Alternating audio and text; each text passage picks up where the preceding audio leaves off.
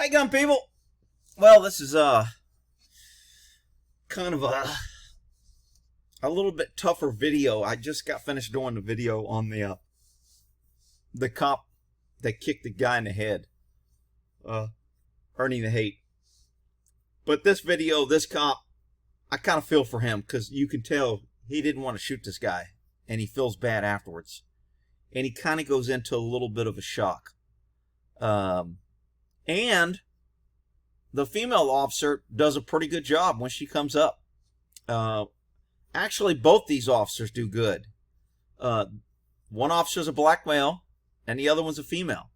So for all the people, you're always picking on cops, you're always picking on bald, you're always picking on black, you're always picking on a woman. Every time I correct or point out bad behavior, I'm always picking on that person for some reason. So here's a black officer and a female officer, and they both did a pretty good job. It's kind of a, like I said, this is a tough little shoot. Let's take a look at this one. How you doing, Ruffin? Are you fine? Are you fine this morning? Can you just have a seat for me?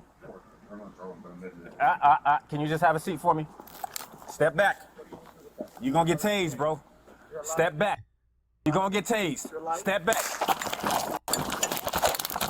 Step back. You will get shot.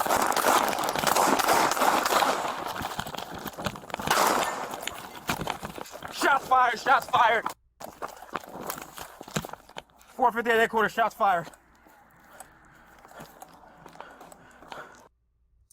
Okay, so how many shots were fired? Anybody know? People are going back now so they can be smart in the comments and count them. When shit's hitting the fan, it's going down, nobody counts their rounds. I know people tell you you should, and you should train, and it's smart, and you have to know. It just doesn't work when shit's hitting the fan. Sorry. So anyway, hell, I even ask guys when I'm training them on the range, and I put a little stress, and I change, and I'm hollering, and I'm changing up, and I'm grabbing them, and throwing sand on them, and the sirens in the background, and we're just at a firing range, and I'm just simulating stress. And then I ask guys how many rounds they fired, and they're like, I don't know. Some of the really smart ones are trying to impress me and say, well, this wasn't an actual incident, so I wasn't counting. If it was actual, I'd be counting. And then I'd have to tell them they're full of shit. But anyway, so this is a pretty tough call, and there's quite a few angles, but I want to go over this cop's body angle position. Are you fine? Are you fine this morning? Okay, so the cop contacts him. I'm assuming somebody called in that this guy's walking down the street with two knives. He's carrying those, what are those Chinese swords? I forgot what they're called. But basically, it's got the long point in the middle, and it's got the two little points on the side. And you can swing them and twirl them and all that shit. I think I'll probably have a couple. But some states, they're illegal. But it's a martial arts fighting weapon is what one of them. I don't know if both of them are that, but I'm pretty sure one of them is. Can you just have a seat for me? Can you just have a seat for me? Okay, so the officer's like, hey. He kept his distance. He contacted him from across the street. Good move on his part. A lot of cops would have pulled right up behind the guy, and then the guy would have turned around. They'd pull out their gun and shot him. So this cop goes across the street, and he creates distance. Why is this good? Because this means that the suspect has to force the shooting, not the cops forcing the shooting. So he's created this distance to where now, if he has to shoot this guy, it's because the suspect made the decision to approach him. It gives him time. It gives him a chance. This guy actually uses a taser, which I'm not sure I would recommend. It's not required by policy. This guy is armed with two stabbing instruments. They're called bladed instruments or a bladed weapon. And they're stabbing. And I know that some people be like, he should have shot him because he could have threw it. He could have threw it. Most people aren't expert throwing knives. You got cops out there that I can shoot a guy with a knife because he could throw it at me and he could take my eye out. And he might cut my head and then I'll be bald and Rick will pick on me. Whatever. Look, he's got knives. He's a danger. And again, my issue here is I don't know the reason for the contact. Was he dispatched? Let me pause this. Maybe the police activity. Okay, it says there was a 911 call, disturbance involving weapons. Okay, so his probable cause or his PC to contact him is good. It's not like he saw him walking down the street and he decided, which I still think would have been okay.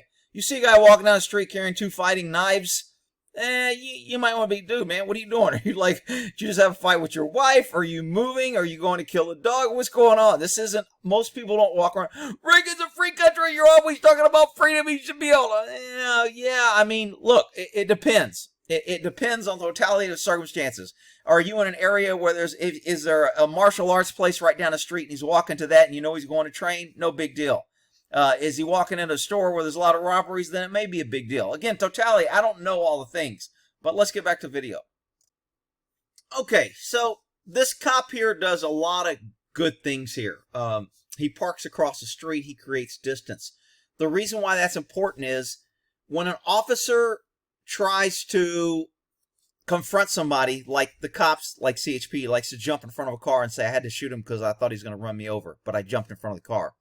Like if somebody has a knife in a room and you kick the door and you go in there and go, oh, when I went in, he had a knife, so I shot and killed him.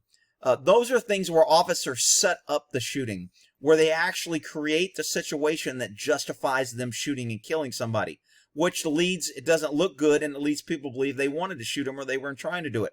In this case, this cop parks across the street. He has good distance.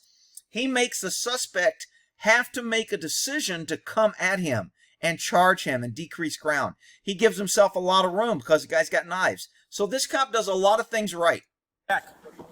You're going to get tased. Okay, again, the cop not only parks across the street, leaves a lot of distance. Now the suspect has walked to him.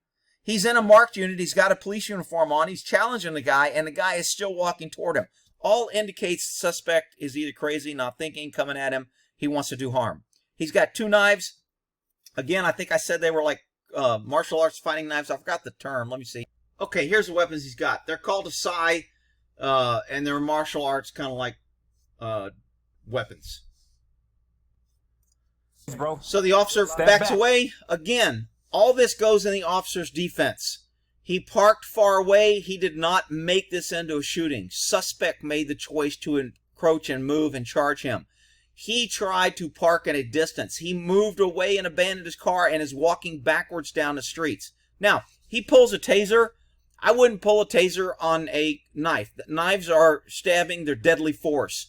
When you're using a non-lethal force as a taser on deadly force, if you make a mistake, you get stabbed. This guy's too close. Now, does it look good that he used a taser? Absolutely. Does it play well to the public that he didn't want to shoot him? Yeah. Does it go good for his defense that he tried a taser? Yeah. So if he lives and he tried to use a taser, everyone will be happy. If he fails and he gets killed because he used a taser, it'll be like he's stupid for using a taser. He should have went to his gun. Why would you use non-lethal force? If I was testifying to justify an officer's actions right now, as an expert to say why he pulled his gun and not a taser, I would say, look, this is a dangerous situation. The suspect's coming at you with knives. You don't want to take the time of a misfire, of him gaining distance. Now you have to draw your gun. You have to switch hands. You've got a taser in one hand. You get confused. You try to shoot the guy. You use a taser instead of the gun. It's too confusing. Now, I've never been a fan of the taser looking like a gun anyway. And the reason for that is it's too easy to confuse. But what the designers wanted it to look like a gun because cops already had the muscle memory. They already had the training on how to use a gun, how to point a gun, and how to pull a trigger. So if you give them another weapon, your training curve is very low. The problem is the mistake and the confusion is very easy also. So I rarely carried a taser. Not never, but rarely. I mean, unless I was planning on making an entry.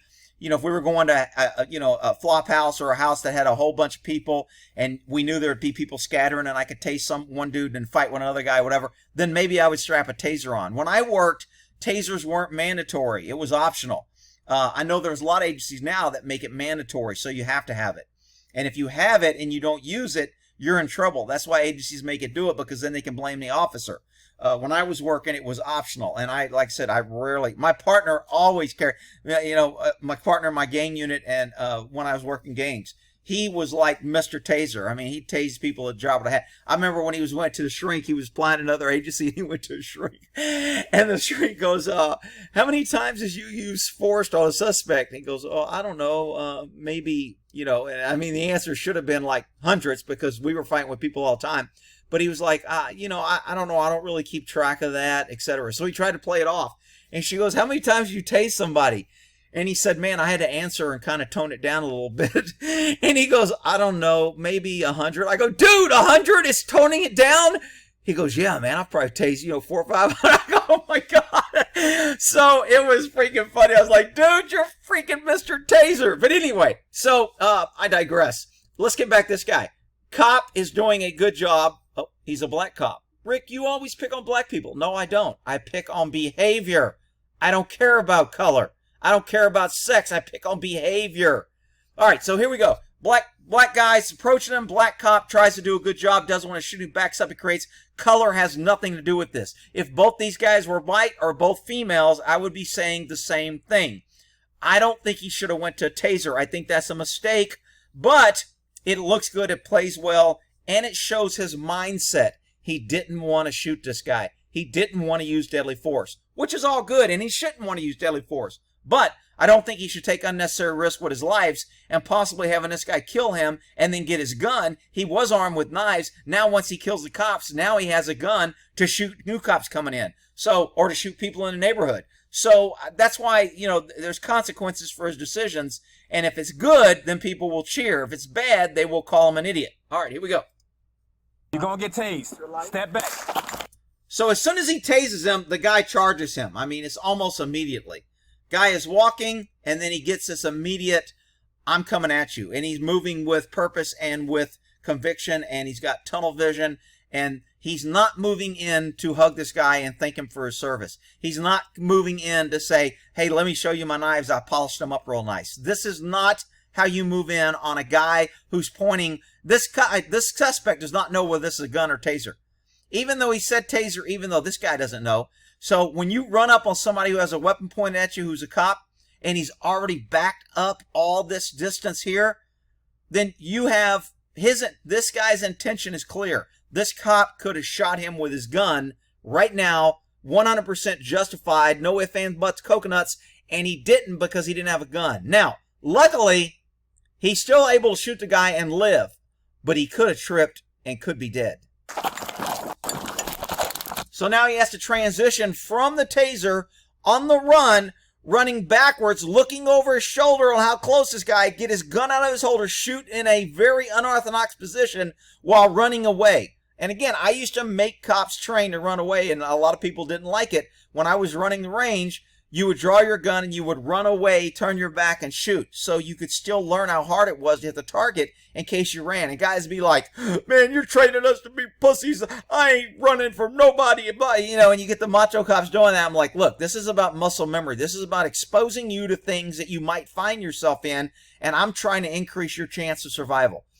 Most people liked my ranges and did things they never did. Some people hated it because it wasn't.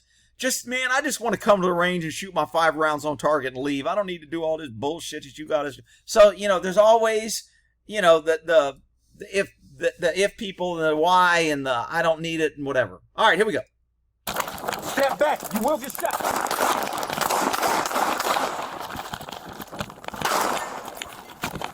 Shot fired. Shot. And I'm assuming he either hit the guy on the last round. There's another footage that shows it. He either hit the guy with the last round or he hit him with one of the earlier rounds and it took a few seconds for the blood. Remember, when you shoot somebody, that's why you never shoot once, is it takes a while. Blood loss has to cause a person to go down unless you take out a major thing like the pelvic area. If you hit somebody right at the joint of the leg, they usually can't run and they'll go down like a tripod, which is when, I train in Mozambique. I don't do 2 to the body and 1 to the head. I do 2 to the body, 1 to the pelvic area. Actually, I do both, but you want to make sure that pelvic area is a wide base and it keeps the guy from chasing you and moving and running and getting up, and it gives you a chance to create distance, get behind cover, etc. So pelvic area shots are good shots to stop somebody who's chasing you, but in the heat of the battle, this guy's just shooting. I'm pretty sure he's aiming center mass because that's the way he's trained. It's muscle memory, and that gives me my best chance of hitting the guy. It doesn't give me my best chance of hitting a vital organ, spine, joint, your pelvic area, etc. It doesn't give me that chance. It gives me a chance of hitting the guy. And a lot of times, if you hit the guy in the arm or in the bicep or in the pinky toe or whatever, that ain't going to do nothing. So when this guy shot multiple times, I'm not sure what round really dropped him, but we'll see it at a different angle here in a minute. Shots fired. Okay, he says shots fired, but he didn't key his mic. 458 headquarters, shots fired.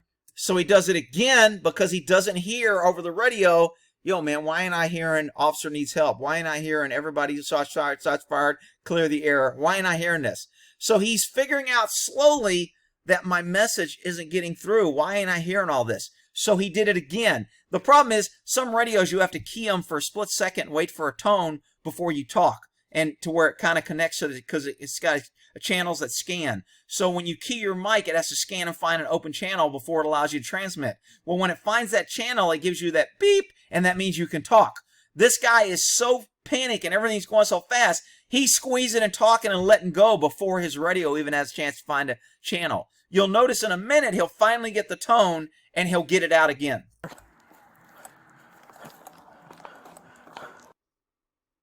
458 headquarters, shots fired. Hear that tone? It was after he said his location and shots fired, because he's not keying the mic long enough to find a channel and nobody's hearing it. Listen to the pause when he keys the mic and he's talking before the tone. He doesn't get a channel and nothing's coming over the radio till he gets that beep. 458 headquarters, shots fired. So they probably heard shots fired, but he repeats it. 458 headquarters, shots fired. 458 headquarters, shots fired. He finally figured out when the radio beeped, he slowed down enough and he repeated his whole thing again. Now, somebody might just say he's panicking, he's repeating. No, he's trying to make sure it gets over the air, and he's wondering why he's not hearing things over the radio. Send all units.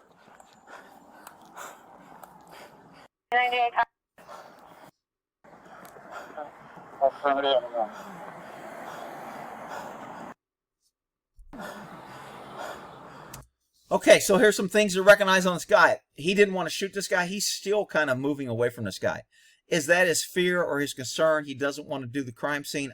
I don't know why, but this guy is really like, shit, I can't believe I just shot some guy. I didn't want to do this. I got out of my car 2 seconds ago, and I was talking to the dude saying, hey, dude, why don't you have a seat? Come on, man, don't. Bro, you're going to get tased. Bro, and now I'm in this. So now he's breathing hard, and he's a little bit in shock, and you can tell by the way he's talking, he's in shock. This female officer that shows up does a good job at kind of distracting him. She brings him back. She tells him to breathe, and she talks to him, and she gets him moving and saying, I got to go to the suspect. She does a really good job on this. And somebody may want to phrase this and play it, because everybody's always telling me I'm always picking on female cops. This cop does a good job, and this guy does a good job. Even though he panics here, I mean, that's normal. That's not he's being bad. He's not trained. He's not tough enough. Look, this cop does a good job.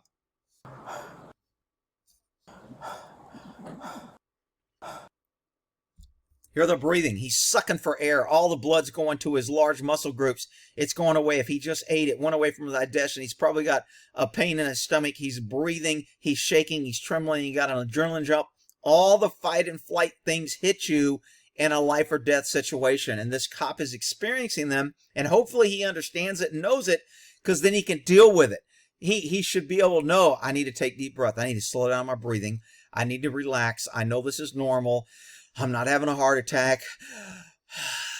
I got to slow down. I have to maintain control. See, you can talk yourself through if you know what to expect.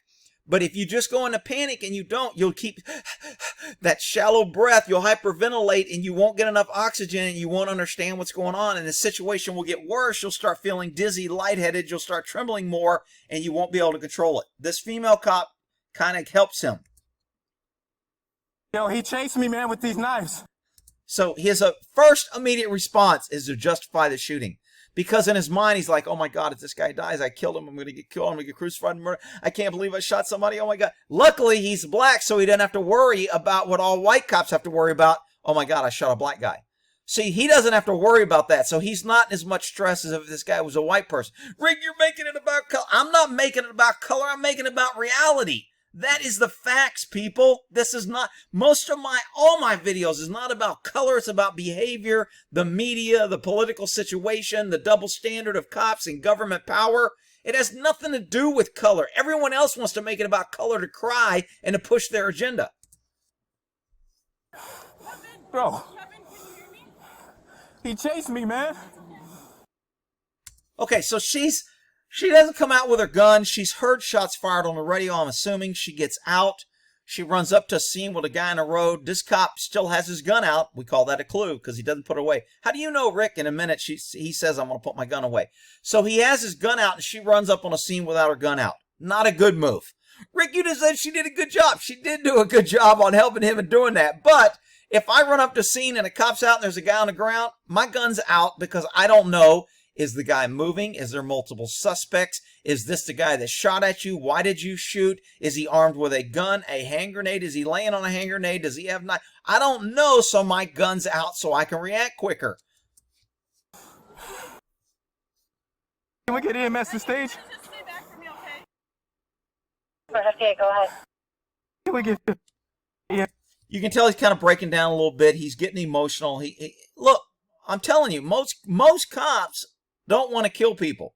Unfortunately, when I say most now, it's really the tide's turning to where I think the cops they're hiring now is it's okay to kill people because of officer safety. Officer safety trumps everything. Officer safety trumps pets' lives. It trumps kids' lives. It trumps innocent lives. It trumps vehicle damage, property damage. It trumps risking the lives of 1,000 people because I fire an automatic weapon at one person. Officer safety trumps everything, and that's wrong. EMS to stage. Illinois and 15th. We are getting them staged. He charged me, man. So she can tell he's breaking down. He's having look, he just killed somebody. It's pretty common. So she gets her gloves on because she's going to go try and give aid. I get it. I don't know what she's seeing because the body's blurred out. So maybe she knows he's dead. I don't know. But she's still gloving up, and I think she wants to go do first aid. But here's where she does a good job talking this guy back to reality. Quit focusing on you just killed a guy. Your life, you're alive. You survived. This guy caused it, not you. Take deep breaths. Control your breathing. This is all normal. We're going to get through this. And now she gets him involved in going back to scene. I don't know if I would have necessarily got him back to the scene. I would have probably, usually I want to get a guy water after they're in a shooting, and I want to either let him sit down or have him walk it off and get him walking to use that adrenaline, to slow that heart rate down, but not shock it to where I lock him up and I sit him down in a small area, and now he's not doing anything. He's not walking, he's not drinking, he's not doing anything, he's just thinking about it. So sitting them down by themselves is not always a good thing either, in my book. I almost fell.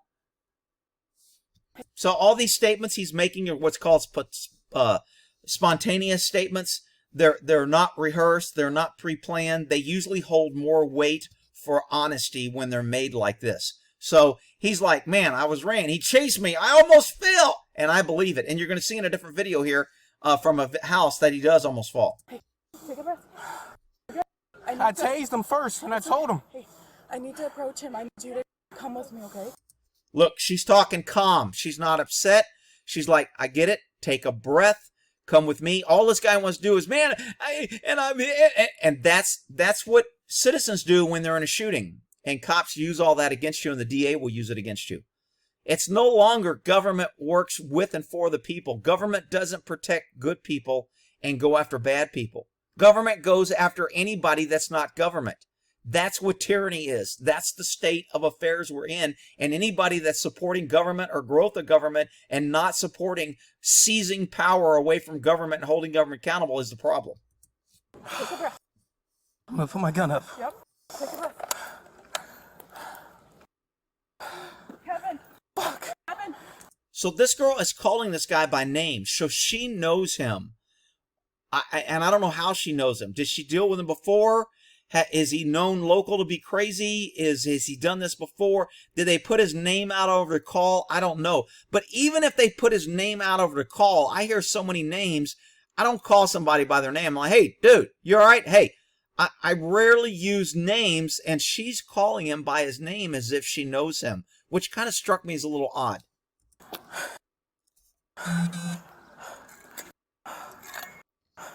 This should be Okay, so she picks up one of the swords. I'm going to call it a sword. I think it's a side, but whatever. So she picks up one of the blade, the stabbing instruments, the knife-looking thing, and she throws it to the side. Is that a good thing or a bad thing? A lot of people be like, oh, you should touch evidence. Now her fingerprints are on it. Now they're going to say that she planted it. Look, you can't worry about that shit when you're securing the crane. You got to get the weapons away from the guy so you can work on them so he can't grab the weapon. So I don't have a problem with her grabbing it and throwing it. Rick, she has gloves on. You can't get her print. I know, but normally you want pictures and documenting how the thing fell, etc. if he's down on the ground. But with video cameras now, we have all that. The scene has already been preserved through video camera, which is why it's so important that every cop has video cameras. I think all politicians ought to have it too. Hell, if it's up to me, all government would have it. There should be another one. Okay, so this guy is concerned because he only sees one. I'm going to show you in a minute where the other one is and why he doesn't see it. He didn't see it. He doesn't know where it's at. The guy dropped it when he was chasing him or when he was shot a long time ago. But he didn't know that because he was just focused on running and shooting, which to me goes in his defense on his fear and his tunnel vision that he was fighting for his life. He didn't even see that he dropped the other knife. He still thinks the guy has two knives. That goes in his favor. But Ricky's wrong, and he's a trained cop and a deserver, and he shouldn't. Nah, you don't get it. And this goes to his favor on the stand because of his fear level.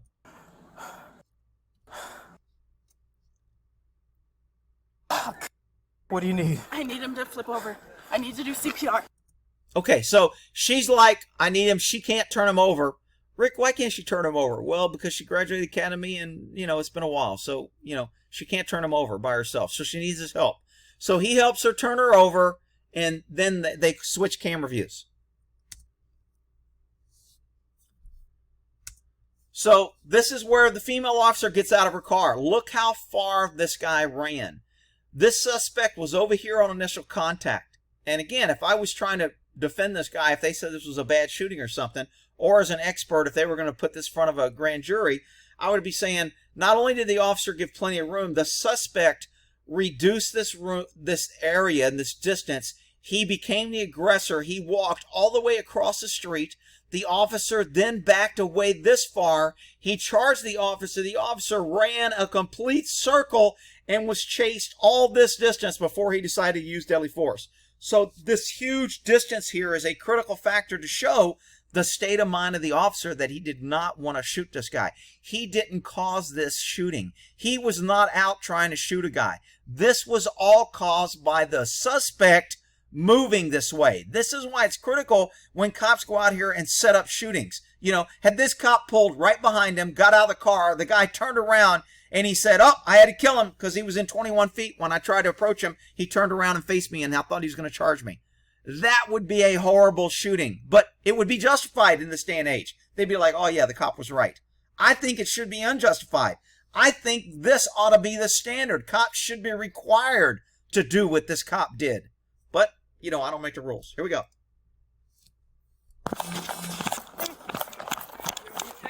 It's okay. It's okay. Take a breath. So she already knows by his voice that he's kind of losing a little bit. He's standing there with his gun. She can probably tell that he's in shock. She's like, I'm okay. She reassures him. It's okay. It's okay. Take a breath. Good job for her. Take a breath. Kevin, can you hear me? Again, she's calling this guy by name. So she's either dealt with him or she knows him or the family or something. It's okay. See, he's still trying to justify. She's trying to check on a suspect. She sees that he's okay and he's standing there. I mean, if I was showing up with a guy with a gun on a guy down, I would probably be pointing at the gun. Hey, where's the gun? Is this the only guy? Are you shot? Do you need medical? Okay. And then once I figured that out, then I would maybe start going to where she's going. So she went straight to kind of more the mother of the, hey, let me take care of you. You're okay. Take a breath. She goes to more mothering. I would have been more to, where's the weapon? Is there multiple suspects, etc. It's okay. Take a breath. Take a breath, please. Take a breath. I need you to just stay back from me, okay? Thank you. Yeah, there you go. Hey, come by me. Come by me. Come by. So she tells him to come by him, and the cop's still frozen. She knows that he's locked up, and he's kind of went into a little bit of what I call a mild shock. And she's going to go over there and try to break his attention, and she's going to, because he didn't come over, because he's not responding She sees that and she takes what I think is appropriate action to go over to him and pull him out of that kind of shock state. But it's okay. It's okay. I almost fell. Hey, it's okay. Hey, take a breath. You're good. I tased him first, and I told him. Hey, I need to approach him. I need you to come with me, okay? Take a breath. I'm gonna put my gun up. Yep. Okay, so that little break, she comes over, she makes contact, she makes him feel safe, she makes him move away from that fight or flight, and this is a violent thing to where I still need to be on guard. Everything's going 100 miles an hour, and I don't want to move, and I shot him, and am I correct? And oh my God, he had a knife. And so she pulls him out of that and says, okay. And then when he finally pulls out, he goes, okay, I'm going to put my gun up. She goes, okay, put your gun up. Good. Take a breath. How you doing? So this is a great video camera from a store or something that shows the distance and everything I'm talking about. This guy stops far in front, so there's no way this guy can't say, I didn't know he was a cop. He approaches him here to where he has plenty of time to contact and communicate with him, and he's got great distance. He's not setting up to shoot this guy. He could have been a hot dog, pulled up the street, pulled right in front of the guy, jumped out of the car, pulled his gun out, and goes, get on the ground or I'll shoot you. And when the guy didn't get on the ground, he could have shot him. He could have done that. And you know what? Most people would have been okay with that. They would have said that's justified. To me, that's wrong. This should be required. Cops should be required to keep distance and not set up shootings. And if you set up a shooting, then you're going to be held accountable. This is how you hold government accountable with power.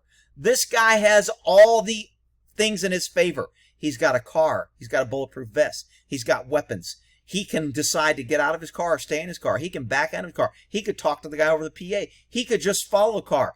All the options are with government, and all the power and decision is with government. So when government plays the victim and go, oh, the cops just showed up and they were trying to do their job and they had to shoot him because the guy, I don't buy that shit.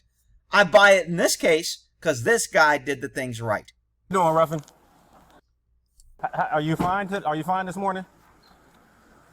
Can you just have a seat for me? Can you just have a seat for me? Step back. You're going to get tased, bro. Okay. Again, cop immediately creates and maintains distance as best he can. He's walking back. This guy's walking forward faster and he's walking backwards because the distance gets shorter. But this guy goes to his taser. He knows he can't tase him at this distance because both prongs won't work. When a taser comes out, there's two prongs. One goes straight, that usually with a laser, and the other one goes at an angle so you can get some distance. But it works best, I think it's, I forgot, I haven't been through training in a while. I want to say it's 7 to 12 feet or something like that is the best distance, because then you get your likelihood of both darts getting on and getting good distance is good. If you get the farther away, the more chance one of the darts won't hit. And if only one dart hits, the taser doesn't work. Bro, step back. You're going to get tased. Step back. Suspect decreases moving forward and goes into a running stance before he shoots.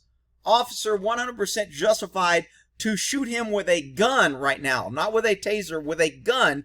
He could shoot this guy and it would be justified. And I would be okay with it, but I'm better with this because it shows me the mindset of this officer. This officer's trying. Now, if the officer got killed, I'd be like, man, he's a dummy for having a taser out. But I would prefer him to have a gun out, and he could shoot here. I don't know if I would shoot here. I would probably shoot when I was running backwards if I had to. So when he fires a taser and the guy, he's like, oh shit, I better start moving. This guy's not stopping. Well, that's a shocker. I mean, who could have predicted that a taser didn't stop a guy? But he tried it and it didn't work. Goes to his benefit if he lives. If he dies, it was a bad move. So he cuts a corner, which is good on him. He understands this guy is probably an athlete or has played sports. He understands that if I run straight, this guy runs straight, he's going to curve distance. But making this guy change directions from his forward path and turn slows him down. And he was able to take an angle and cut this guy off. That was a good on-the-move fly. He didn't think about that probably, think about consciously doing it. He thought about it just from, I know how to avoid people. I've been chased on a football field or playing sports before. But Rick, sports are bad and it makes people aggressive. And yeah, that's that freaking crazy crap that people are teaching. Step back. You will get... So he drops his taser, turns, does a good squat and fire technique. And I mean, this is a good way to get on here. But he stops running and he takes a stance. This guy has been on the charge from Jump Street. This guy is a straight up predator, and he has full intent to kill this cop if this cop makes one mistake. So he better get hits on target, and he better stop this dude, because this guy ain't stopping until the bullets stop him. So a lot of rounds, a lot of things flying on the ground here. Step back. You will get shot. So we see this round hitting right here. So did that go through him? I'm saying no. I'm saying first round's a miss. Second round. If I go frame by frame, I don't get the noise, but I will get the sparks. This guy's pretty close. I don't know how he missed. But the cop is like, I've got to keep distance. I don't want him grabbing my gun, and I got to shoot while I'm running. I think that might be another dust right there where he missed because he's turning. Man, this guy gets close. Woo! See, if this guy wasn't athletic and wasn't in good shape, this guy would have had him. If this would have been the female that showed up and did a good job, she's toast. There's no way she was avoiding this guy. Rick, females are just as good as women and they can run just as fast and you're just picking on them. All right, whatever, you freaking idiots. Guy's close. Still running. I think right here is where one of the, I don't know if he shoots it out of his hand. This cop's lucky he didn't almost trip and fall here. They've got a fuzzy blur in this video, and you see these guys run through it every once in a while. Fires right here. See, the suspect is right in the blur area. And I don't know if they blurred that because that's where he got shot or something. But right here, I think he drops. See right here? He drops one of the weapons. The officer never sees it.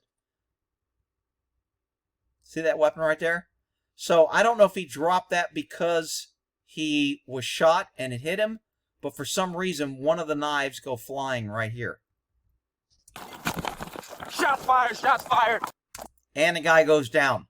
This guy wasn't even shooting at him when he went down these previous rounds. He finally either bled out or lost enough blood. That's why I'm talking about when you're shooting somebody, you never shoot one round. Had this guy shot one round, maybe his first round hit and this is the round that dropped him. And he fired all those other rounds not knowing that. That's why you shoot multiple rounds. Nobody's going to be able to tell me what's the first round that hit and what stopped this guy. But he ran a long time after being shot and only fell after this guy was able to avoid him at a full run over a long distance of period. So, again, another reason why we ought to have standard cops. All cops should be in shape and be able to run and fight off somebody and defend themselves, and we don't. And that's why a lot of people get shot, because female officers get to shoot people because they can't run and they can't defend themselves. And we go, oh, well, they're female and they're smaller in disparity of force, and that's why we won't charge them and we'll let them shoot people easier. And you can call me a flat-out liar, but I'm telling you, you're wrong. Women can shoot easier than men. It's not fair. It's not equal. But in the eyes of the law, it's justified. Sorry. 458 headquarters. Shots fired.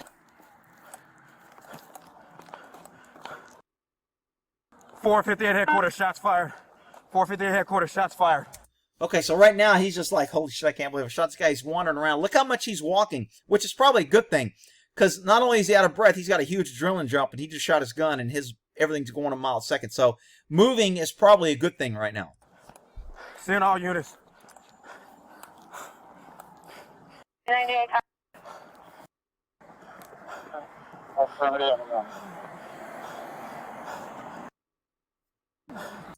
He's still creating distance, still trying to catch his breath.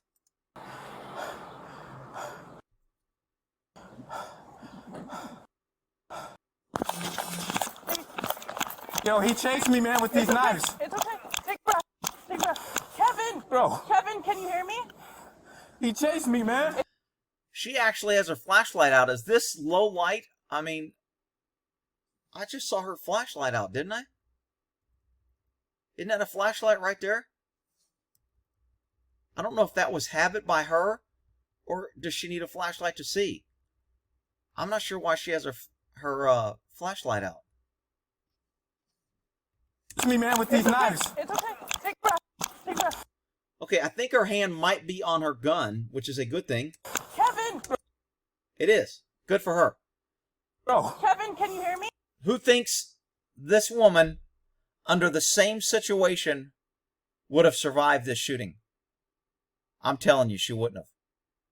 If she would have contacted this dude, and this dude chased her like he chased him, she's dead. I guarantee you. Rick, you can't say that. She's just as good as she was the #1 shot. All right, whatever, people. You can deny reality until it hits you in the face and it becomes fact. But I'm telling you, that's what happened. He chased me, man. It's okay. It's okay. Take a breath. Take a breath, please. Take a breath. Can we get EMS I to need you stage? to just stay back from me, okay? Thank you. Okay, go ahead. Can we get... He did it again. He keyed his mic and said, can we get EMS to stage? Which he's thinking he's trying to do something, and he's in the right thing, but he's still in a panic. He keyed his mic so fast that it didn't went over. That's why dispatch came back and said, go ahead, because she only got part of his communication because he didn't key the mic, what he was doing earlier. Stay back from me, okay? Thank you. Okay, go ahead. Can we get EMS to stage? Yeah, there you go. Illinois and 15th. Hey, come by me. We are Come by getting me. on stage. Come by He me. charged me, man. It's okay. It's okay. I almost fell. It's okay. Hey, take a breath. You're good. I tased him first, and I told him. Hey, I need to approach him. I need you to come with me, okay? Take a breath. I'm gonna put my gun up. Yep. Take a breath. Okay, I know this was long, but there's a lot of things happening here.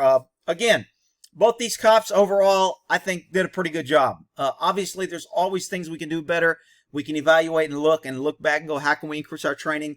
I would probably incorporate, after this video, if I was doing training, I would incorporate and set up a little temporary dispatch at the range with different radios and make guys talk on the radio while they're running and while they're shooting, to reinstill and reinforce that muscle memory that you must key that mic for a couple of seconds or a second or so before you talk.